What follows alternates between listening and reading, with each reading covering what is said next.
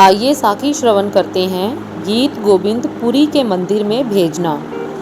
भगवान श्री कृष्ण के दर्शन देने के बाद शीघ्र ही गीत गोविंद का ग्रंथ संपूर्ण हो गया।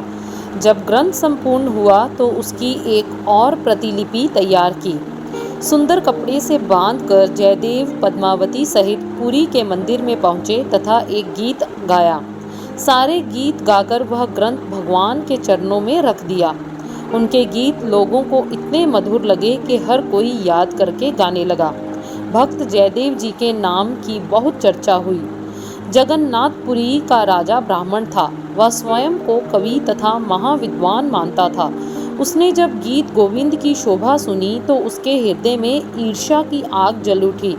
उसके मन ही मन फैसला कर लिया कि वह गीत गोविंद जैसा ग्रंथ लिखेगा तथा अपने ग्रंथ का प्रचार करवाएगा, क्योंकि उसके पास माया बहुत थी।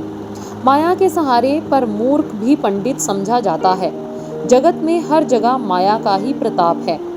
कौन बड़ा माया वडियाई वाली बात है जगत पर। उस राजा को माया का अभिमान हो गया तथा गीत गोविंद ग्रंथ तैयार किया। ग्रंथ तैयार होने पर ब्राह्मणों को बुलाकर कहने लगा, देखो, इस गीत ग्रंथ की रचना मैंने की है। इसके गीतों का प्रचार करो, बहुत सारा धन दान करूंगा। पर ब्राह्मण यह पाप नहीं करना चाहते थे कि वास्तविक गीत ग्रंथ की जगह नकली का प्रचार करें। उन्होंने राजा को उत्तर दिया, हे राजन, यह नहीं हो सकता कि हम स्वयं ही आपके ग्रंथ का प्रचार करें। यह तो हो सकता है ना, दोनों ग्रंथ श्री कृष्ण जी की हजूरी में रख देते हैं। वह जिस ग्रंथ को स्वीकार करें उसी का प्रचार होगा। पंडितों की इस सलाह को राजा भी मान गया। चलो इसी तरह ही सही, सुबह ही दोनों ग्रंथ मंदिर में चढ़ाए जाएं। अपने आप ही पता लग जाएगा कि किस ग्रंथ को भगवान चाहते हैं। सारे शहर में यह खबर जंगल की आग की तरह फैल गई कि राजा और जयदेव जी के गीत गोविंद ग्रंथों का मुकाबला होगा। लोग यह सुनकर भगवान का चमत्कार देखने के लिए बढ़ चढ़कर पहुंचे। राजा वजीरों सहित अहंकार में मस्त हो गया। उसे यह अभिमान था कि उसका गीत गोविंद ग्रंथ अच्छा है। दोनों ग्रंथ श्री पुरुषोत्तम जी की मूर्ति के आगे रख दिए गए। सारे लोग मंदिर से बाहर आ गए। पुजारी पंडित ने मूर्ति के आगे प्रार्थना की, हे भगवान, यह दो ग्रंथ आपके चरणों में रखे जाते हैं। इनमें से जिस ग्रंथ को आप स्वीकार करते हो उसको पास रख लो तथा दूसरे को मंदिर में से बाहर निकाल दें। हे प्रभु, यह फैसला आप ही कर सकते हो। ऐसी प्रार्थना करके मुख्य पुजारी ही मंदिर से बाहर आ गया।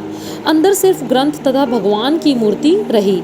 मंदिर के पुजारी, राजा तथा शहर के साधारण लोग बड़ी उत्सुकता से देख रहे थे कि भगवान जी किसके हक में फैसला करते हैं तथा किसको कौन मान देता है।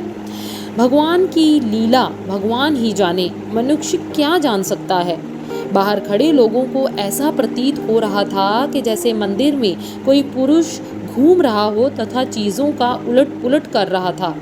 उस हिलजुल के कुछ समय बाद ही एक ग्रंथ पटाक करके मंदिर के द्वार से बाहर फर्श पर आ गया। उसके पत्रे बिखर गए। एक ग्रंथ के बाहर आने से लोगों ने खुशी में भगवान पुरुषोत्तम जी की जय जयकार की। मुख्य पुजारी ने आगे होकर बाहर गिरा हुआ ग्रंथ उठाकर देखा। उसने पुकारा, भगवान के भक्तों, सुन लो। भगवान ने राजा के ग्रंथ गीत गोविंद को बाहर फेंक दिया है तथा जयदेव जी का ग्रंथ स्वीकार है। राजा के ग्रंथ को स्वीकार नहीं किया। अब जयदेव जी के ग्रंथ के गीत गाए जाएंगे। लोग खुश हो गए, पर राजा बड़ा शर्मिंदा हुआ। उसे धरती स्थान नहीं देती थी। लोग वहीं उसे शर्मिंदा करने लग पड़े।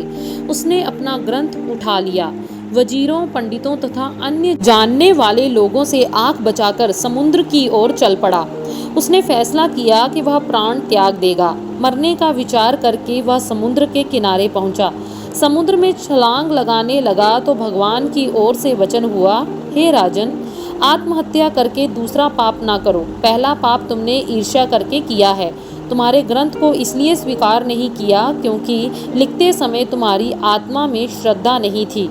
ईर्ष्या की आग से जलते मन के साथ आपने इसकी रचना की है। अहंकार को त्याग कर मूर्खता छोड़ दो। जाओ कुछ श्लोक जयदेव जी के ग्रंथ में शामिल कर दो, स्वीकार हो जाएंगे, तुम्हारा नाम अमर हो जाएगा। यह समूचा ग्रंथ समुद्र को भेंट कर दो। यह वचन सुनकर राजा के मन में कुछ शांति आई। उसने अपना ग्रंथ समुद्र में फेंक दिया तथा समुद्र के किनारे से भागकर सीधा मंदिर में आ गया। मंदिर की मूर्ति के आगे दंडवत होकर भगवान से क्षमा मांगी, आगे से ईर्ष्या न करने की सौगंध उठाई। साथ ही यह प्रण किया कि जयदेव जी के ग्रंथ गीत गोविंद में से वह यह गीत जरूर मंदिर में आकर पढ़ा करेगा। राजा इसी तरह ही करने लगा। इस बात ने जयदेव जी की शोभा और बढ़ा दी। राजा ने जयदेव जी को ढेर सारा धन दिया।